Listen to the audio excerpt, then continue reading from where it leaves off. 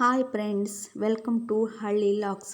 ಸಿಂಪಲ್ಲಾಗಿ ಕುಂದಾಪುರ ಶೈಲಿಯ ಮದುವೆ ಮನೆಯಲ್ಲಿ ಮಾಡುವಂಥ ರಸಮ್ ಮಾಡೋದಂತ ಹೇಗೆ ಅಂತ ತಿಳಿಸ್ಕೊಡ್ತೀವಿ. ಮೊದಲಿಗೆ 5ರಿಂದ 6 ಟೊಮೆಟೊ, 4 ಹಸಿಮೆಣಸು, 1 ಈರುಳ್ಳಿ, 1 ಇಂಚಿನಷ್ಟು ಶುಂಠಿ, ಸ್ವಲ್ಪ ನೆನೆಸಿದ ಹುಣಸೆಹಣ್ಣು, ಹೆಸರುಬೇಳೆ. ಒಂದು ಕುಕ್ಕರಿನಲ್ಲಿ ಕತ್ತರಿಸಿಕೊಂಡ ಈರುಳ್ಳಿ, ಟೊಮೆಟೊ, ನೀರುಳ್ಳಿ, ಶುಂಠಿ, ನೆನೆಸಿದ ಹುಣಸೆಹಣ್ಣು, ಹೆಸರುಬೇಳೆ ಇವೆಲ್ಲವನ್ನು ಹಾಕಿ 4ರಿಂದ 5 ಬಾರಿ ವಿಜಿಲನ್ನು ಹೊಡೆಸಿ ಅದು ತಣ್ಣಗಾಗುವವರೆಗೆ ಬಿಟ್ಟು ನಂತರ ಸ್ವಲ್ಪ ಅರಿಶಿನ ಪುಡಿಯನ್ನು ಅದಕ್ಕೆ ಸೇರಿಸಬೇಕು. ಅದನ್ನು ಸ್ವಲ್ಪ ಸ್ನ್ಯಾಶ್ ಮಾಡಿ ಒಂದು ಸೈಡಿನಲ್ಲಿ ಇಟ್ಟುಕೊಳ್ಳಬೇಕು. ಸ್ಟವ್ ಮೇಲೆ ಒಂದು ಪಾತ್ರೆಯನ್ನಿಟ್ಟು ಅದಕ್ಕೆ ಸ್ವಲ್ಪ ತೆಂಗಿನ ಎಣ್ಣೆ ಹಾಕಿದ ನಂತರ ಸಾಸಿವೆ, ಕರಿಬೇವು, ಜೀರಿಗೆ ಇವೆಲ್ಲವನ್ನು ಹಾಕಿ ಸ್ವಲ್ಪ ಫ್ರೈ ಮಾಡಬೇಕು.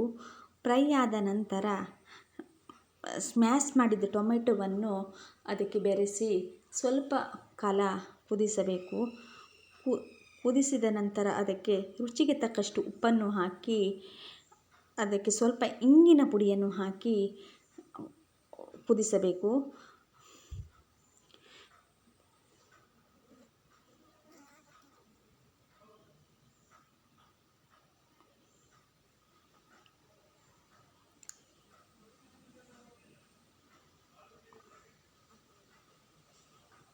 ಸ್ವಲ್ಪ ನೀರನ್ನು ಸಹ ಸೇರಿಸಿ, ಎಷ್ಟು ಕ್ವಾಂಟಿಟಿಯಲ್ಲಿ ಬೇಕಾಗತ್ತಂತ ನೀರನ್ನು ಸಹ ಸೇರಿಸಿ ರುಚಿಗೆ ತಕ್ಕಷ್ಟು ಉಪ್ಪನ್ನು ಹಾಕಿ ಸ್ವಲ್ಪ ಬೆಲ್ಲವನ್ನು ಹಾಕಿ ಮತ್ತೆ ಕುದಿಸಿ ಕೊನೆಯಲ್ಲಿ ಕೊತ್ತಂಬರಿ ಸೊಪ್ಪನ್ನು ಹಾಕಿ ಸ್ವಲ್ಪ ಕುದಿಸಬೇಕು.